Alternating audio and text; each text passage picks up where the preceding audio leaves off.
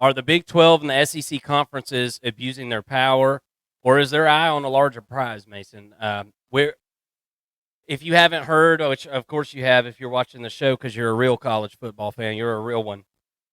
The college football powers that be are trying to expand to a 14-team playoff, and this, I think, is a big deal in the sense that we haven't even seen the 12-team yet. Where we've yet to even see the 12-team playoff play out in one season, and here we are already trying to change this thing up. I wanted to kind of I had a quote that I wanted to put up on the screen for you guys, if I can find it here, and it was actually I'm gonna have to look it up, so I'll pull it up here in just a second. The Big Ten and the SEC champs in this new format would get an automatic first round bye, and I think that's where the biggest beef lies with this proposal. Basically, just no matter what, the SEC champ and the Big Ten champs getting a first round bye. We're going to discuss whether that's a good thing or bad thing for college football. The proposal states that 3 SEC teams, 3 Big Ten teams, 2 ACC teams, 2 Big 12, 1 non-Power 4 team, and then 3 at-large teams would be put into the playoff based on a college football playoff ranking, just like we did with the 14 playoff. So with all this being said, and I'm gonna pull up some of our quotes and some of our graphics here that we've got, but I just wanted to kind of get your initial thoughts on this. And are you excited for a 14 team playoff, or is this too much too fast? When the 12-team playoff was originally pitched, I was in favor of it going to a 6-team. I wasn't ready to jump from 4 to 12. 8 made a little bit of sense, but why are we going from 12 to 14? I don't understand how this is any better. How is this more inclusive, right? 2 extra teams is not going to make a difference. Also, it really doesn't make sense from a bracketing perspective. If you're going to go from 12 to anything, I think it should be from 12 to 16. So that way nobody gets a bye the first week. Like I don't really like the built-in buys. I really don't. I understand that there's an advantage in some ways, but I think once you make it to the playoff, it should start over. And seeding should matter, but it shouldn't matter to the point of a team getting a bye or not. If we're gonna open this thing wide up, why not go from 12 to either 16 or from 12 to 24? Something a little bit bigger if we're gonna open this up and we're just gonna commercialize college football like it seems we're looking to do. Now, as far as the Big Ten and the SEC having a seat at the table, if any conference can kind of push their weight around, it's going to be the SEC and the Big Ten. Nobody's denying that. I understand where they're coming from and saying we don't want a 9-3 SEC champion to not have a bye in the first round and an ACC champion who's undefeated have a bye in the first round, right? We just saw a circumstance where a team, from the SEC lost a game and the ACC undefeated team did not get in, right? There's a reason for that, because I think on the field, if that game were to play, now I don't agree with Florida State not getting chosen for the 14 playoff, but if you're looking at it from on the field performance, Alabama would have crushed Florida State this past year, right? Nobody's denying that. So I understand the SEC's argument and the Big Ten's argument and saying, hey, look, we're the big boys. We deserve that bye. We deserve to go further into the playoffs automatically, and we deserve to have the most teams in. It seems odd to me that we went from in the 12-team playoff, there was so much debate going on about, the automatic I forget what it was called, automatic qualifiers, or the teams who won their conference having an automatic bid to the playoffs, right? The SEC was like, no, we don't want that. We just picked the top 12 teams, right? And now it's like the complete opposite. where the SEC is saying we want automatic bids in, but we want more than just one. We want three actually. And it should be we should segregate the conferences and give automatic bids to all these different conferences. There's a lot going on with that, and I think that we're getting away from the top teams getting in and getting into really murky territory. And I think we're overcomplicating things at this point. Well, we came out with a video, I guess it was last week or a couple of weeks ago, and it was talking about the SEC and the Big Ten's dominance, and will they use their power for the good of college football? And it was kind of a question. It was an open-ended question, and I think we're starting to get an answer. And unfortunately, in my eyes, I see it as they're not looking out for the best interest of at least me, the college football fan. I understand what the SEC and the Big Ten are doing. It's about the money, baby. It's about the bag. And I understand this is a business after all. But whenever I said earlier this is too much too fast, I firmly believe that. We've got to see what the flaws are with this 12-team playoff. What who's to say that 9, 10, 11, and 12 would have ever won a national championship? Mm-hmm. I don't know that. I haven't seen it happen. I have to see it happen before I know it can. And here we are adding more teams. Now, beyond that, you kind of look back at Greg Sankey, and I really, between Tony Fertitta and Greg Sankey, I feel like Fertitta is kind of riding the coattails of the SEC commissioner, and rightfully so. A guy that has had mad success as a commissioner of a power league here, and now we're seeing them kind of bully their way around the conference room table. And is it best for college football? Not, as I just said, not for me as a fan. I don't get any of the money. I don't get any of the TV deal money. I want good college football games, and I want the four. As much as we were saying how the SEC and the Big Ten were the dominant conferences, they are. They are the better teams. Everybody can argue all they want to. The SEC and the Big Ten win the majority of the national championships. I mean, it is what it is. But I don't want a college football wherein we have just two conferences and we act like the Big 12, and the ACC just don't exist. That's not what I want. I don't think that's what's best for the sport. Now, let's read one of the quotes here. The ESPN, I guess, had caught Mike Gundy and were able to interview him, and I thought he said it perfectly.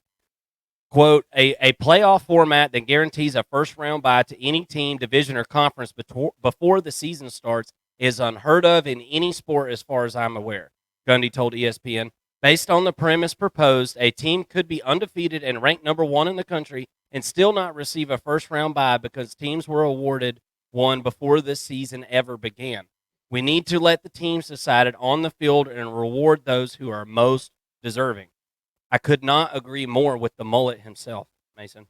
I could not agree with we don't need to sit here. If the SEC is so much better, why would the SEC need a leg up on everyone else? I don't, this has gotten control. And I'm wondering if it's more of just a negotiating tool for Greg Sankey and Tony Fertitta.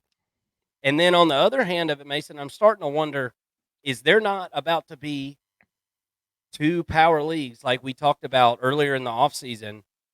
Really, we were talking about it before the season even ended. Are we about to be in a world where these two power leagues say, all right, give us what we want, even if it's more than what you get, and if we don't get it, we'll blow up the whole game. We'll stop this kickball game, take our ball, and go home. Because back in 2020, when COVID was going on, Greg Sankey was the guy saying, we'll have our own national championship. We'll have our own. And then 2021, 2022, multiple quotes from Greg Sankey saying the SEC doesn't need more than four teams. We don't need it. This 14 playoff has been great to the SEC, and it has. So now we're at a point where you've got the SEC and the Big Ten saying, you know what, we'll just take our ball and go home. And so it's worrying me, Mason. It's got me a bit worried um, that I'm feeling like it might just be hunting season, even for teams that maybe have just joined the Big 12. It could be possibly be hunting season for Greg Sankey and Tony Fertitta to add more teams to these power conferences and really lay waste to the college football landscape. What's your thoughts on that, and where is this thing going? Well, I think that's the other side of the coin. We can talk about how many teams should be at a playoff, with the Power Four as it stands, right? But at the end of the day, I think that there is an ulterior motive, which is that Greg Sankey and Tony Petitti eventually they have a vision of eventually setting way to or setting the NCAA aside and saying we have our own conferences to worry about. We do it best, in their minds. We do it best. We have a more elite conference, and we can go start our own conference on the side, and we can have the AFC and the NFC, and we can start our own little mini NFL. And I don't like that. I don't think that is what is best for college football. I'm a pretty progressive person in some ways. Um, I don't like this at all. I think that it's a terrible move. College football has always been built on, I don't want to say being inclusive, right? Because if you look in a terms of playoffs, it's not always been inclusive. There are bloods. That term resonates with college football fans for a reason, because there have been some traditional powerhouse programs that seem to win year in and year out, or at least be in the playoffs year in and year out. So from that sense, it's not inclusive, but fans of these teams have come to enjoy rivalries and enjoy games, individual games themselves, unlike any other sport, right? The playoffs have never mattered as much in college football as they have in other sports, even college basketball, right? March Madness, and this is always brought up when we talk about expanding the playoffs, but March Madness doesn't necessarily help NCAA basketball, right? From a regular season standpoint. Yeah. There are teams who play pretty good college basketball that I don't even know the name of because they're not in the NCAA tournament, right? Um, that's a problem. And the same thing is going to happen in college football. It's already starting to happen. But to me, I worry about the regular season. Um, for college football. I worry about attendance at these games, and I worry about the experience for the fans, mostly. And I think that we can just about give up on the fan experience. I think it's all about the TV entertainment aspect and the dollars that the schools can bring in at this point, unfortunately. And that's what it's all about, man. It's about the dollar, the almighty dollar. And I look, hey, I get it. Money rules the world, but I heard another talking head talking about this topic a day or so ago, and I thought he had a really good point. There is a large number of college football fans that are just casuals, and you don't get 28 million people tuned into the Iron Bowl that are all just diehards. They're everybody. Don't take the viewership for granted in the sport. Last season was the most watched college football season, regular season of all time. No people tuned in more last year than ever before. The sport is healthy, and yet we go and play operation and see what kind of wishbone we can pull out without the whole body falling apart. I mean, we're playing Jenga, Mason, and we're just going right to the bottom. We're not fixing any of the easy stuff. And here's the thing I think that has kind of led to this. We talked about Greg Sankey's kind of route in which he's taken. His thought process has changed on this situation over and over the last few years. And well, I say over and over. As things have progressed or regressed, he's kind of changed his tune, and he was not for all this expansion. And now all of a sudden it's like I feel like the SEC and the Big Ten are at a point where it's like, okay, we have to do something before things get out of our hands. Nobody's stepping up to be commissioner. Nobody's going to step up to run. Who could do it? Who could don the power of college football on someone to run it? I mean, who would even approve something like that? It's the conferences that are running things right now. And I think you've got two guys that are saying, we have an awesome amount of power and we've got to wield it responsibly for the best of college football and whatever we think that is. And Greg Sankey, I think, may have decided at this point that the best thing for college football is for him representing the SEC and Tony Fertitta representing the Big Ten to take over and say, all right, we're gonna add some structure to this thing. Come on over here, teams. We're gonna have $1 billion contracts, and everybody left behind is just gonna be exactly that, left behind. Yep. I completely agree. I'm ready to change the topic. Let's get on something a little bit more positive. Hey, Because look, it just I don't know I don't know anybody who in their right mind that isn't financially benefiting from this move who is talking glowingly about this idea of the SEC and the Big Ten separating uh, from college football and from the NCAA. I don't know of anybody who's really excited for that or expanding even more. I think 12 is more than enough to find and to declare a true champion. Maybe not if you're giving if you go to 14 and you're giving two of the conferences a bye every year, maybe then you can say that it's unfair and you're not actually getting the true national championship. Again, I want what is going to be the most competitive on the field. I don't think that getting a first round bye is gonna result in that. no, and it's just a built-in excuse for every other conference other than the Power Two to say, "Hey, look, you have to prop those two power conferences up to even get them to where they want to go." And we all know that's not true. The SEC and the Big Ten have won multiple national championships over the last 20 years or however, really whatever kind of timescape you really want to look at it, going back to the 90s. But you know we, like I said, we had a video last week talking about the Big 12 and the ACC. The ACC has had a lot better luck putting teams in the national championship game and winning it than the Big 12 has. The Big 12, their last national championship was 2005 Texas. Before that, 2000 Oklahoma Sooners. And other than that, those are the only two since 2005, or excuse me, since 2000 that have reached a national championship game and won it, and only a one or two more have even reached and then lost, like TCU did to Georgia a couple years ago. So I feel like this is the SEC saying, "All right, little brother, we got to create some distance."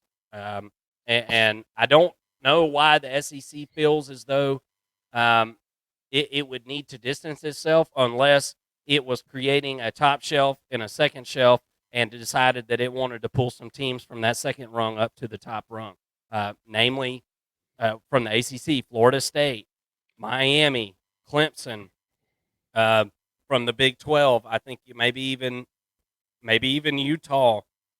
There's some other teams in the Big 12 that I think could be cherry picked right out of their conference and brought up to the big leagues with the big boys. And honestly, I think that's the only way that a two super league conference or two super conference league is going to work. We're going to have to pick up every piece of decent football team we can from the ACC and the Big 12, bring them along, and then I guess the rest of those teams are going to be left behind. It's funny. You and I talked about relegation a few weeks ago. I think we're about to get it. Yeah. We're basically about to get it, except it's not going to be done on win-loss record. It's going to be done based upon uh, whether your fan base was rabid enough or not. Like, do you sell enough TV products for a big conference to come in and pick you up? And I think that's where we're at right now. I mean, and it's, I think, a little bit unfortunate. Look, this college football season is going to be amazing. Okay, this is going to be a great season. The 12-team playoff is going to be great this year. I have no doubt in that. So this isn't like immediately take all the air out of the tires. This is a problem that we're going to have to worry about 2026 and beyond. And we obviously have no control, Mason. Well, As a college football fan, we don't have any control over this situation, and it's any complaints seem to fall on deaf ears.